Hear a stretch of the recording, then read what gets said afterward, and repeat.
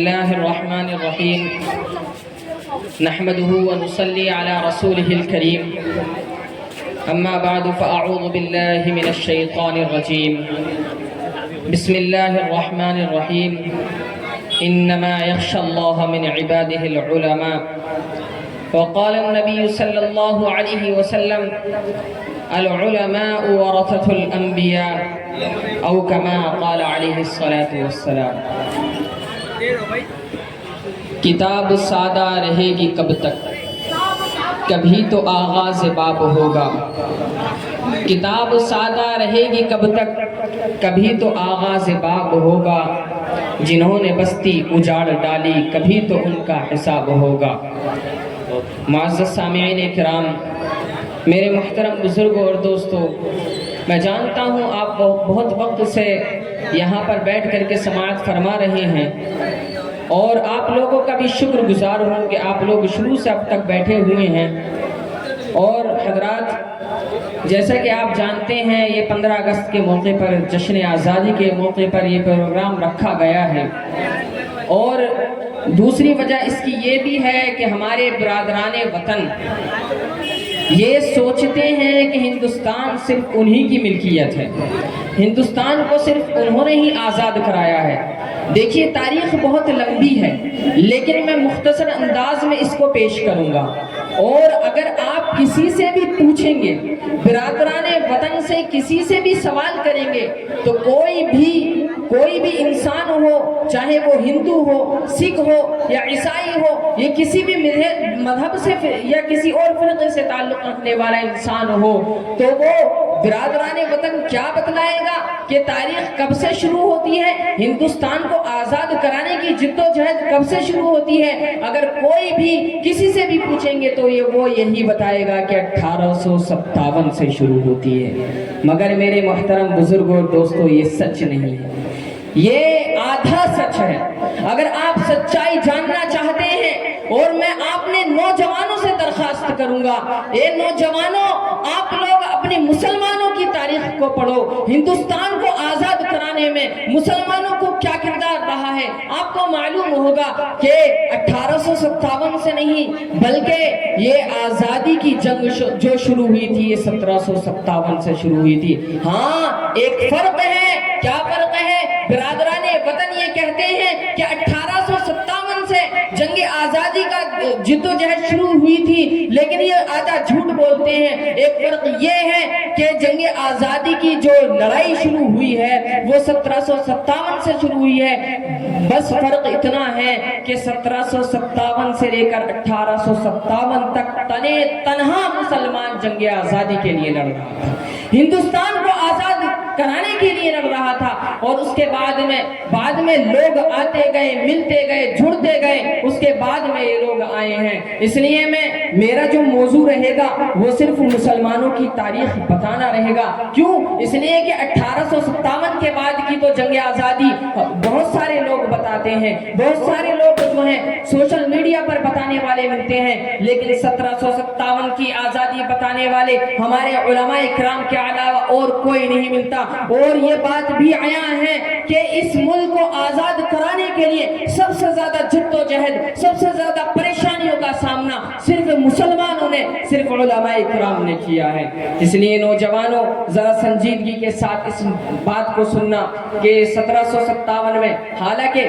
میرے رفیق درس مولوی عفان صاحب اس بات کو مختصر انداز میں بیان کر چکے ہیں، میں اس سے آگے کی بات کو بیان کروں گا، تھوڑی سی تفصیل طلب کروں گا۔ محترم حضرات، جب انگریز کا کالا سایہ ہندوستان پر پڑا تھا، اس وقت ہندوستان سونے کی چڑیا کہلاتا تھا، ہندوستان کو اور طاقتور ہونے کی ضرورت نہیں تھی، پہلے سے ہی وہ بہت طاقتور تھا، لیکن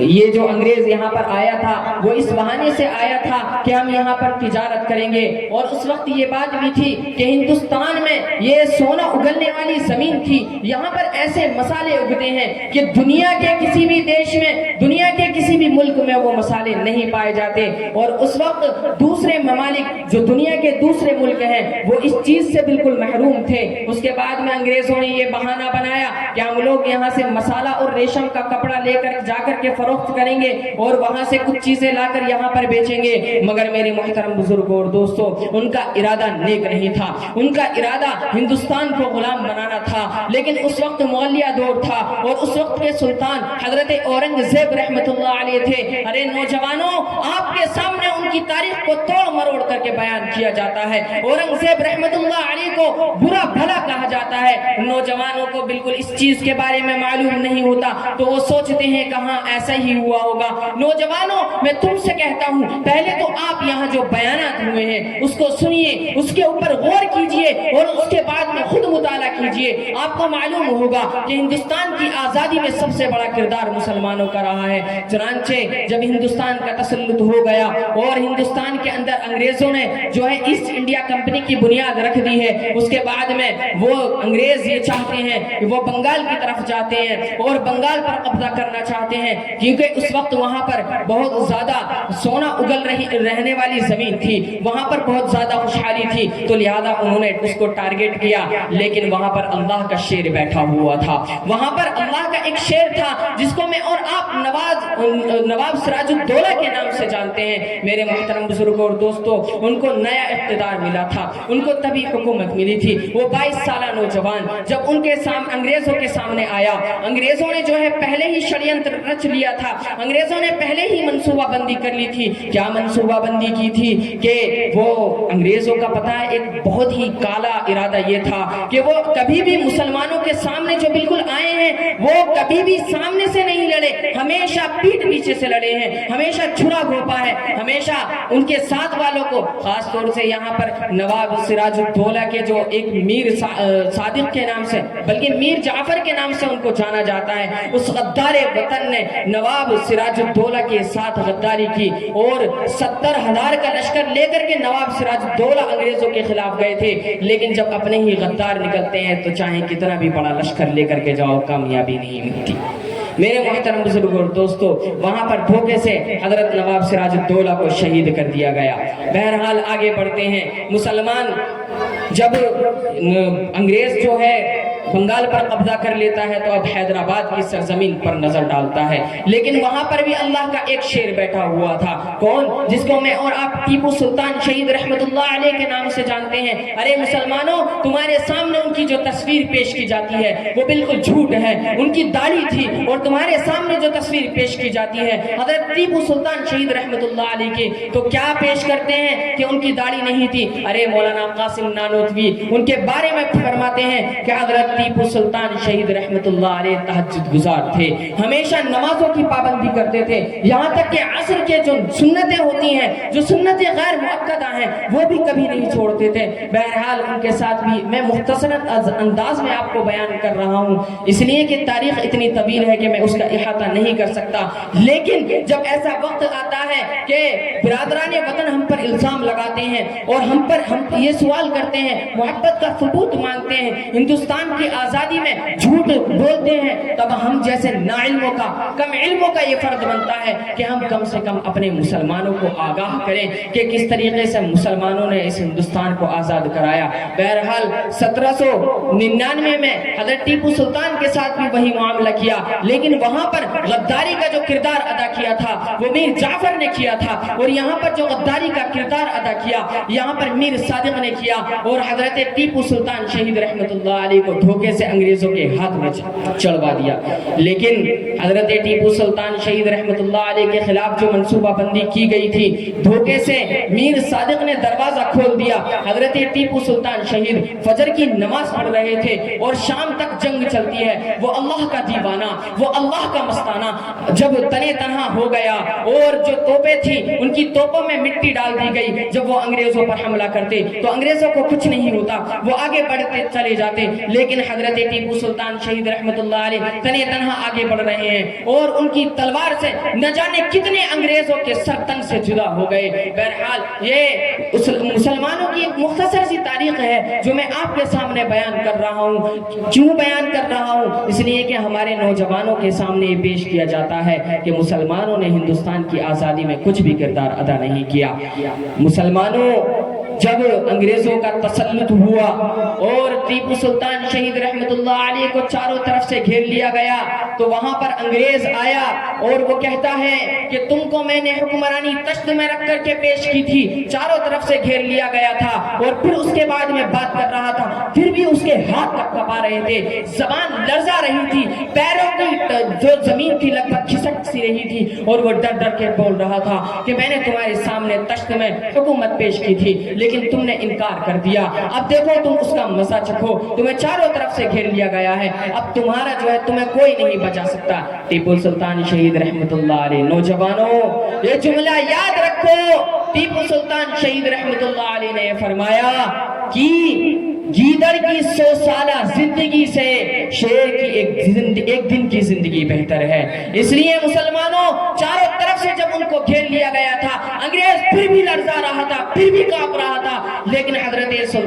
ٹیپو سلطان شہید رحمت اللہ علیہ کے چہرے پر شکن بھی نہیں تھی۔ کیوں؟ اس لیے کہ مسلمان تو یہ کافر ہمیں موت سے ڈراتے ہیں، یہ نہیں جانتے جس موت سے تم ڈرا رہے ہو وہ مسلمان 5 نمازوں میں اللہ تبارک و تعالی سے دعا کرتا ہے، یا اللہ شہادت کی موت نصیب فرمانا، یا اللہ شہادت کی موت نصیب فرمانا، اور کافر ہمیں موت سے ڈراتے ہیں۔ تاریخ اٹھاؤ اور تم کو معلوم ہوگا کہ 1757 سے لے کر 1857 تک سب سے زیادہ بلکہ تنے تنہا مسلمان انگریزوں کے خلاف لڑ رہا تھا۔ اس کے بعد وقت کی ذرا تنگی ہے، وقت ہو گیا ہے، ورنہ آپ کے سامنے ایک بات اور رکھتا، لیکن یہ بات چونکہ آپ کے سامنے رکھنی چاہیے۔ اے نوجوانوں تم علماء کو کچھ نہیں سمجھتے، نوجوانوں تم علماء کو اہمیت نہیں دیتے، یہ سمجھتے ہیں کہ مدرسے ٹوپی والے کیا کریں گے۔ اے نوجوانوں، اے مسلمانوں تم علماء کو بالکل بھی اہمیت نہیں دیتے۔ میں ایک بات عرض کرتا چلوں، تحریک ریشمی رومال کا آپ نے نام سنا ہوگا، میں اس کی تفصیل میں جانا نہیں چاہتا۔ جب سید احمد شہید اور شاہ اسماعیل شہید رحمت اللہ علیہ کو بالا کوٹ میں شہید کر دیا گیا، اس کے بعد میں یہ ہوتا ہے کہ تمام علماء تھانہ بھون جو سہارنپور کی سائیڈ میں پڑتا ہے وہاں پر 474 علماء کی ایک میٹنگ ہوتی ہے۔ دیکھیے کون ہے، صرف اور صرف وہاں پر علماء کرام ہیں، 474 علماء کرام کی میٹنگ ہوتی ہے اور سب کے سب کمر بستہ ہو جاتے ہیں کہ اب ان انگریزوں کے خلاف لڑنا ہے۔ اس کے بعد میں یہ طے ہوتا ہے کہ ہم میں سے کسی کو خلیفہ بنایا جائے، کسی کو امیر بنایا جائے، امیر المؤمنین بنایا جائے۔ بہرحال طے یہ ہوتا ہے حاجی امداد اللہ مہاجر مکی رحمت اللہ علیہ کو منتخب کیا جاتا ہے کہ اب ان کو خلیفۃ المسلمین بناتے ہیں، امیر المؤمنین بناتے ہیں، اب ان کی قیادت میں ہم انگریزوں کے خلاف لڑیں گے۔ محترم بزرگوں ذرا اس جملے کو اور اس بات کو سماعت فرمانا، اس کے بعد میں اپنی جگہ لوں گا۔ مسلمانوں ذرا غور کرو، حاجی امداد اللہ مہاجر مکی کون ہے؟ خانقاہ میں بیٹھنے والا ایک شخص ہے، اللہ اللہ کی دربیں لگانے والا ایک شخص ہے، تسبیح کے دانوں پر اللہ اللہ پڑھنے والا ایک شخص ہے، ان کو جو ہے امیر المؤمنین منتخب کیا جاتا ہے۔ اس کے بعد میں سب سے پہلے جو ہاتھ اٹھتا ہے مولانا رشید احمد گنگوہی، ان کی بیعت کرتے ہیں۔ اس کے بعد میں مولانا قاسم نانوتوی، اس کے بعد میں 474 علماء کرام بیعت کرتے ہیں۔ بہرحال آپ کو معلوم ہے اس وقت جو تھا، ہماری بھی بالکل یہی سوچ ہے نا اس وقت کہ ساری طاقت تو دشمنوں کے پاس ہے، ساری طاقت تو ان کے پاس ہے، ہتھیار ان کے پاس ہیں، توپیں ان کے پاس ہیں، ہم ان کا مقابلہ کس طریقے سے کریں گے؟ نوجوانوں ان میں سے بھی کسی ایک شخص نے مولانا قاسم نانوتوی کو متوجہ کر کے یہ کہا کہ ہم 474 کیا کر سکتے ہیں۔ مولانا قاسم نانوتوی نے جوش میں آ کر کے کہا تھا، یہ لوگوں تم کیوں ڈر رہے ہو، کیوں گھبرا رہے ہو، کیوں پریشان ہو رہے ہو؟ بتلاؤ کیا ہماری تعداد غزوان بدر سے بھی کم ہے؟ کیا ہماری تعداد 313 سے بھی کم ہے؟ ارے جب اللہ تعالیٰ کی مدد ان 313 کے لیے اتری تھی، آج 474 کے لیے بھی وہ مدد اترے گی۔ کیوں؟ ہمارا خدا کل بھی وہی تھا، آج بھی وہی ہے اور ہمیشہ وہی رہے گا۔ اس لیے مسلمانوں تمہیں گھبرانے کی ضرورت نہیں۔ میرے محترم بزرگوں اور دوستوں، یہ مختصر سی تاریخ ہے۔ اس کے بعد میں سہارنپور کے اندر ایک سہارنپور کے اندر جب معلوم ہوتا ہے تو انگریز وہاں سے توپ خانے بھیجتے ہیں کہ ان علماء کو چھیتڑے اڑائے جائیں، ان علماء کو پریشان کیا جائے۔ جب مولانا رشید احمد گنگوہی کو خبر ہوتی ہے کہ سہارنپور سے توپ خانے چل رہے ہیں تو مولانا رشید احمد گنگوہی حضرت مولانا امداد اللہ مہاجر مکی کے پاس آتے ہیں اور ان سے اجازت طلب کرتے ہیں کہ مجھے ان کا مقابلہ کرنے کی جو ہے اجازت دے دی جائے۔ چنانچہ حضرت امداد اللہ مہاجر مکی مولانا رشید احمد گنگوہی کو اجازت دے دیتے ہیں۔ اب ان کے پاس چند ہی لوگ ہوتے ہیں لیکن وہ ایک باغ میں چھپ کر کے بیٹھ جاتے ہیں کہ جیسے ہی یہاں سے انگریز کا قافلہ گزرے گا ہم ان پر فائر کریں گے، ان کے جو ہے پیر اکھاڑ دیں گے۔ بالکل یہی ہوتا ہے، وہ توپیں لے کر کے آ رہے ہوتے ہیں اور سوچ کیا رہے ہوتے ہیں کہ آج تو علماء کا نام و نشان مٹا دیا جائے گا، آج تو مسلمانوں کو بالکل ختم کر دیا جائے گا۔ لیکن میرے دوستو وہ یہ بھول گئے کہ ہمارے ساتھ اللہ کی مدد ہوتی ہے، اور جس کے ساتھ اللہ کی مدد ہوتی ہے کوئی بھی اس کا بال باقا نہیں کر سکتا۔ محترم حضرات، اس کے بعد میں جب وہ جیسے ہی باغ میں بیٹھ جاتے ہیں اور توپیں وہاں سے گزرتی ہیں، حضرت مولانا رشید احمد گنگوہی رحمت اللہ علیہ وہاں پر حملہ کر دیتے ہیں، اور اس قدر تیزی سے حملہ ہوتا ہے، ایسی فائرنگ ہوتی ہے، انگریز پریشان ہو جاتا ہے اور وہ یہ سوچنے پر مجبور ہوتا ہے۔ حالانکہ مولانا رشید احمد گنگوہی کے پاس زیادہ لوگ نہیں تھے، لیکن جو ایک دم سے حملہ ہوا اور اتنا تابڑ توڑ حملہ ہوا، وہ ڈر گیا اور سوچنے لگا یہاں پر تو لاکھوں کی تعداد میں مسلمان موجود ہیں، لیکن وہ شاید اس چیز کو بھول رہا تھا کہ ہمارے ساتھ جب ہم اخلاص کے ساتھ اللہ کے لیے جنگ کرتے ہیں تو ہمارے پاس بھلے سے طاقت نہ ہو، ہمارے پاس بھلے سے لوگ نہ ہو، لیکن ہمارے ساتھ فرشتوں کی جماعت موجود ہوتی ہے۔ حضرات، اس کے بعد میں وہ لوگ بھاگ گئے، انگریز توپیں چھوڑ کر کے بھاگ گئے، لیکن انگریزوں کی جو توپیں تھیں وہ مولانا رشید احمد گنگوہی وہ تھانہ بھون میں لے جا کر کے خانقاہ میں رکھ دیتے ہیں اور یہ اعلان کرتے ہیں کہ دیکھو آپ لوگ علماء کو کمزور سمجھتے ہو، آپ لوگ مسلمانوں کو کمزور سمجھتے ہو، جب یہ مدرسے میں پڑھانے والے پڑھنے والے اللہ اللہ کی صدا لگانے والے جب میدان میں اترتے ہیں تو یہ مدرسے میں صرف پڑھانا نہیں جانتے، اللہ اللہ کی ضربیں لگانا نہیں جانتے، جب میدان میں آ جاتے ہیں تو یہ توپیں چھیننا بھی جانتے ہیں، سختن سے جدا کرنا بھی جانتے ہیں۔ حضرات، میں وقت کو مختصر کر رہا ہوں کہ دیکھیے جب ان کے ساتھ یہ معاملہ ہوا انگریز بالکل بوکھلا گئے، اور ہندوستان میں دہلی جو سب سے بڑا مدارس کا مرکز تھا، تقریباً 1000 مدرسے وہاں نیست و نابود کر دیے گئے، اور سوچ یہ رہے تھے کہ مدرسوں کو مٹا دیا جائے گا، قرآن کریم کو جلا دیا جائے گا اور علماء کرام کو ختم کر دیا جائے گا تو مسلمان ختم ہو جائیں گے۔ نہیں میرے دوستو، مدرسے جو ہیں وہ عمارتوں کا نام نہیں ہے، مدارس عمارتوں کا نام نہیں ہے، اور جہاں پر بھی ہمارے علماء موجود ہوتے ہیں بلکہ ہمارے مدارس وہیں ایک انار کے درخت سے شروع ہو جاتے ہیں، کسی بھی درخت سے شروع ہو جاتے ہیں، جبکہ پڑھانے والا ملا محبوب ہو اور پڑھنے والا مولانا محمود ہو تو آج اس مدرسے کا نام